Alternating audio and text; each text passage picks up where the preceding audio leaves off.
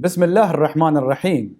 Our esteemed viewers, on behalf of His Excellency Dr. Sultan Mohammed Al-Nuaimi, Director General of the Emirates Center for Strategic Studies and Research, we would like to welcome you to lecture number 758 of the ECSSR's lecture series, titled The Strategic Importance of the Arabian Gulf Region and the Middle East.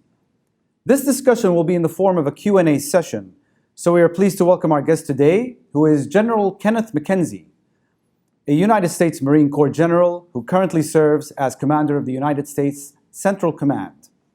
Throughout his career, General McKenzie has commanded at the platoon, company, battalion, and component levels, including command of the 22nd Marine Expeditionary Unit during combat deployments in Afghanistan in 2004 and Iraq from 2005 to 2006. He has served in a variety of senior staff and command positions, including Director of Strategy, Plans and Policy for the U.S. Central Command, Commander of U.S. Marine Corps Forces Central Command, and later the Director of the Joint Staff. General McKenzie also served as a Senior Military Fellow within the Institute for National Strategic Studies at the National Defense University in Washington, D.C. We look forward to this discussion in which we hope to learn more about the challenges facing the region, as well as the U.S. military's future role in the Middle East. So I'm delighted to invite General McKenzie to give us his insights to further explore the topic. Thank you very much. And let me just begin by saying I'm delighted to have the opportunity to talk today. I enjoy always my opportunity to go to UAE to reach out. And I think that this kind of dialogue is an important part of the friendship between our countries. General McKenzie, can you tell us about the U.S. Central Command's geographical area of responsibility and its approach in tackling the most prominent logistical and non-logistical challenges? So I'll begin and answer your question rather directly. The CENTCOM area of responsibility remains one of the most complex and dynamic regions in the world. Despite great progress being made in the region, it continues to be an area of concern in regional stability and security. With kinetic activities, the threat of terrorism and religious extremism sidled with the constant destabilizing efforts of the Iranian regime and their proxies, the Middle East has and will continue to present an array of security challenges that require unique solutions.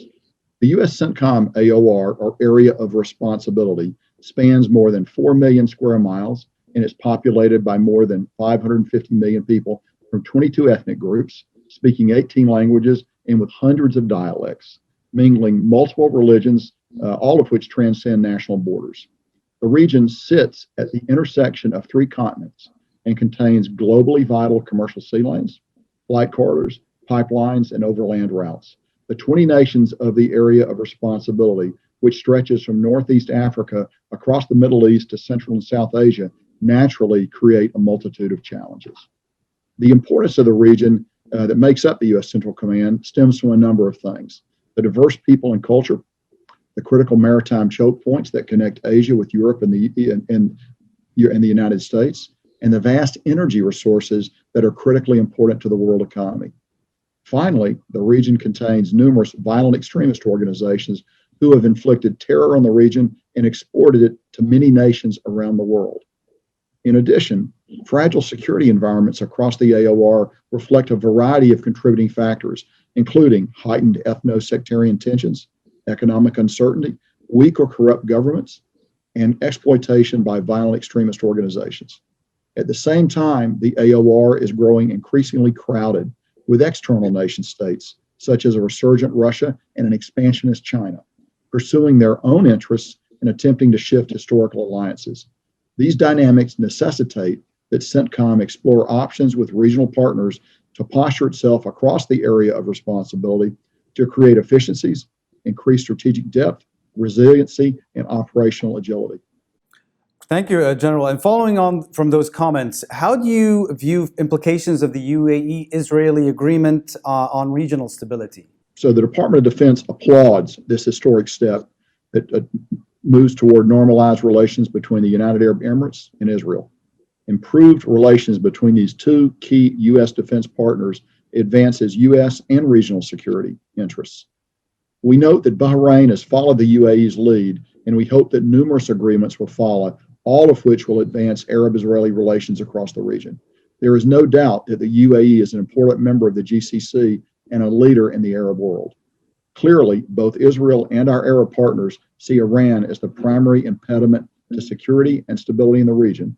I think this agreement became more likely in the face of repeated Iranian attacks and provocations since the summer of 2019, as I mentioned earlier. I also think this agreement is a very positive development for regional security because, like any bully, Iran will be less likely to act in the face of strength and unity. I think from Iranian pronouncements from the supreme leader and others, Iran also understands the significance of this agreement. And as you would expect, they're deeply concerned about any cooperation between Israel and the Arabs. While Israel is not a part of the Central Command area of responsibilities, it is not one of our 20 nations. I think the importance of the U.S.-Israel relationship is well known. As the UAE is a part of the CENTCOM AOR, I would like to highlight the importance of the U.S.-UAE relationship, as I think that many people may not be aware of how deep and strong these ties are.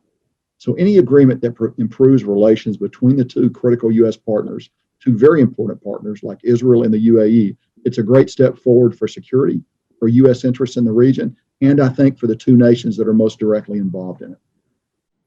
Thank you, General. And I was going to ask, how would you evaluate the UAE's security and military cooperation with the U.S. in the region? I know you touched on it in the last answer you gave us, but can you give us maybe some specifics, perhaps? Certainly.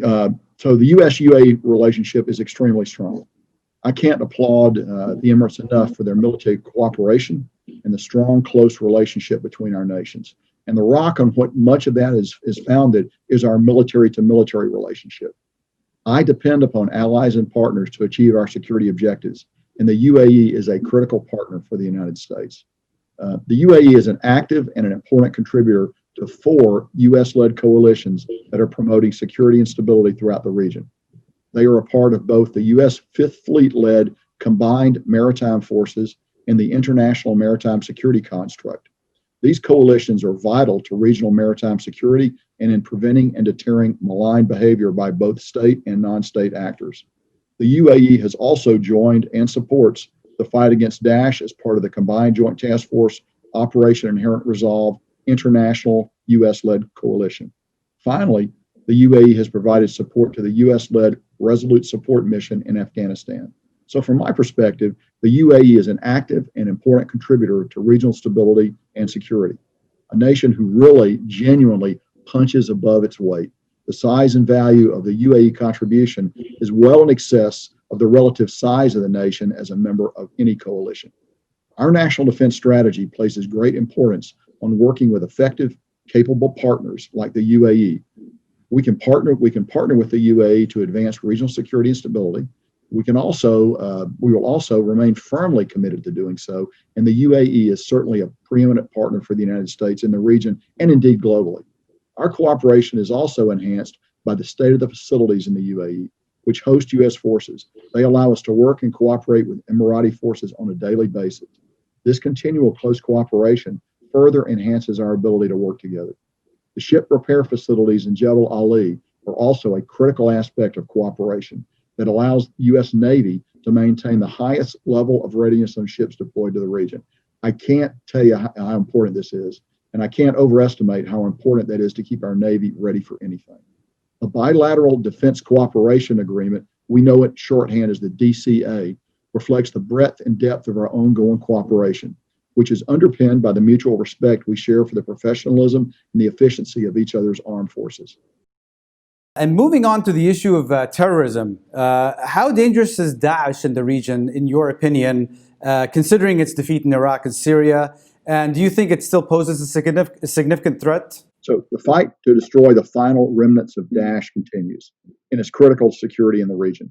A recent UN report estimated that as many as 10,000 fighters remain in Iraq and Syria alone, and we are committed to pursuing them wherever they hide. We have trained and equipped thousands of troops in Iraq and Syria, and many are now capable of acting independently. We continue to provide an advisory role and enabling support, but the goal is to ensure they're capable of keeping the pressure on Daesh after we finish our mission.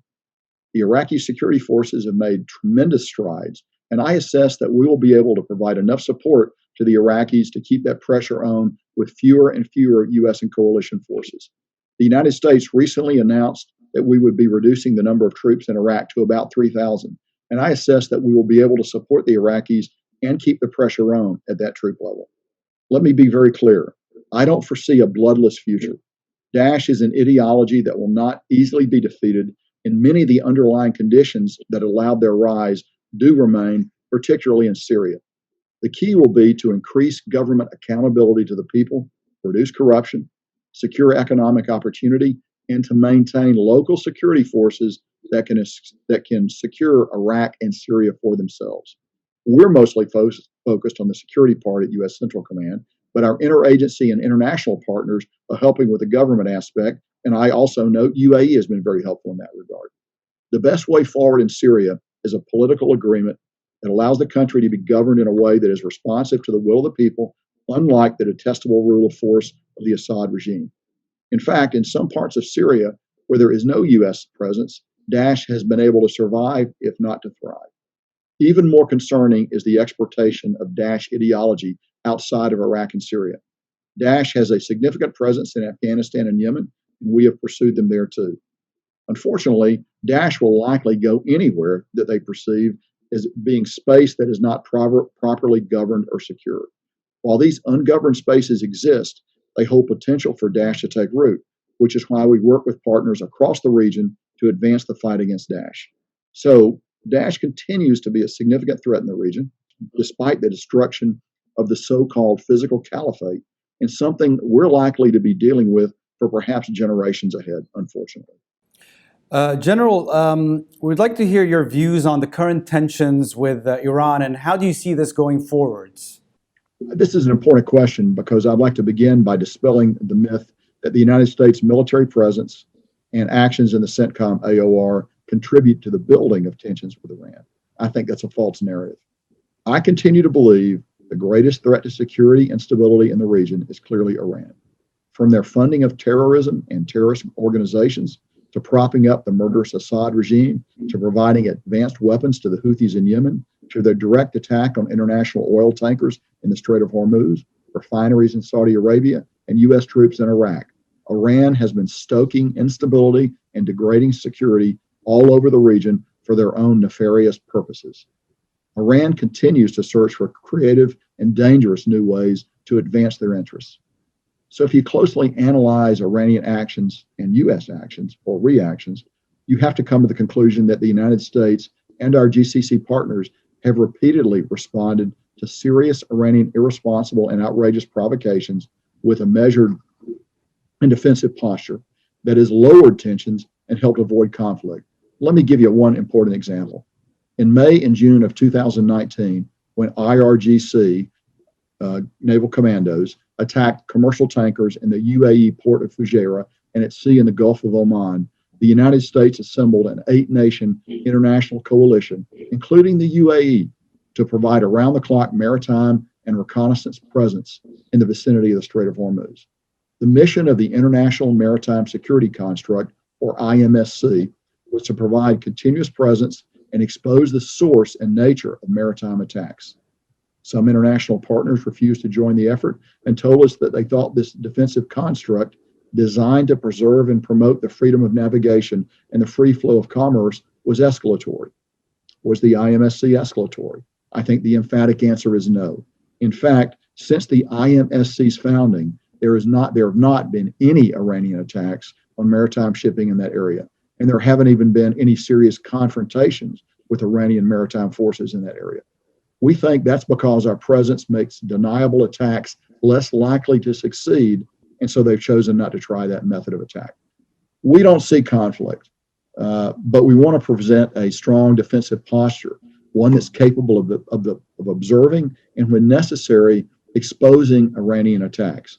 Ultimately, we want Iran to reject the escalatory cycle it has been on since May of 2019, and frankly, for the last 40 years, and become a responsible actor in the region. Thank you, General. I was going to say on that note, do you see any immediate need for the U.S. to increase its military presence in the Arabian Gulf region? So I'm confident that I have enough forces in the region to defend U.S. personnel and our interests, to pursue violent extremist organizations in Iraq, Syria, Afghanistan, and Yemen, to deter aggression, and to partner with the armed forces around the region, including in the UAE. Any commander will tell you that he or she could always use more forces, but we have received additional defensive and reconnaissance assets to secure and protect U.S. interests and those of our partners. Iran is increasingly aggressive and reckless in response to the maximum pressure campaign, and they desire to impose costs on the United States that they think will force us to withdraw from the region. However, and this is an important point, Iran is miscalculating the situation, and they don't fully comprehend the depth of U.S. commitment to the security and stability of the region. Having said that, the United States is not alone. We have close partnerships and allies in the region that allow us to work together to deter malign behavior and aggression. Those partnerships and our ability to work together in any crisis are critically important to the level of forces we maintain in the region. It's important to note that the region's security and stability is not wholly dependent on the U.S. force level, because we have many regional partners, including the UAE, who are ready to work with us to preserve regional security and stability. Finally, it's important to understand that no nation is more capable of rapidly delivering combat forces wherever and whenever they're needed. The forces we have in the region are simply the vanguard of the full power of the U.S. military, should it be needed. Our allies and partners should be comforted by that, and any potential adversaries should strongly consider that same thing before taking any action that leads to conflict with the United States. Thank you, General. We have one more question for you, if you will allow me, sir. Certainly. What are your thoughts on longer-term U.S. strategy for the Middle East at a time of heightened competition between actors in the region? Sure. So the United States has two critical interests in our region. The first is maintaining and improving security and stability of the region, including the freedom of navigation. And second, eliminating the terrorist threat to the homeland, which emanates from the region. While the U.S. has reduced its dependence on Middle Eastern oil, there's no doubt that the price of oil is dependent on a secure global supply of oil. With such a great percentage of the global proven oil reserves residing in the Middle East, it's vital to the global economy and the price of oil, and ultimately U.S. national interests, to have a secure and stable Middle East, even if the vast majority of that oil isn't coming directly to the United States. Therefore, we need a force presence capable of preserving the freedom of navigation and the free flow of commerce throughout the region, which we have seen in operation with the formation of the IMSC, which we've talked about just a little bit. The vessels and the aircraft of the IMSC member nations provide vigilance, surveillance, and assurance, supporting the interests of not just the U.S., but the nations here in the region that benefit from added security and support. For air assets, CENTCOM has led efforts to establish a framework to coalesce and optimize each GCC, or Gulf Cooperation Council nations, individual ballistic missile defense capabilities into a regional integrated air and missile defense construct to defend against the shared threat posed by Iran and the proxies it controls. In recent years, we've seen a substantial decline in the number and severity of attacks on the United States. And I think that is the result of our pursuit of terrorists and terror organizations in multiple places in the CENTCOM region. As we work with our partners along collaborative lines of effort to safeguard our mutual interests, we do so with the knowledge that we are stronger together, and our strategic strength has never rested on the volume of material we bring to the fight, but the partnerships and whole of government efforts no other country in the world can match. General McKenzie, we appreciate your unique perspectives on the Arabian Gulf region and the Middle East, as well as your insights into the continued U.S. commitment to regional stability and its partnership with key allies such as the United Arab Emirates. At the end of this discussion, and on behalf of His Excellency Dr. Sultan Mohammed al-Naimi, we would once again like to thank General McKenzie for sharing his observations, as well as our esteemed viewers. And we look forward to welcoming you to our future events. Thank you so much, General. Thank you for having me today. I look forward to the opportunity to come out to UAE and do this physically at some point in the future. I would like to do that. It is important to have these kinds of conversations. It emphasizes the deep links that really tie us all together. So thank you very much for hosting me, and I look forward to seeing you soon. Thank you, sir. Thank you very much. All the best.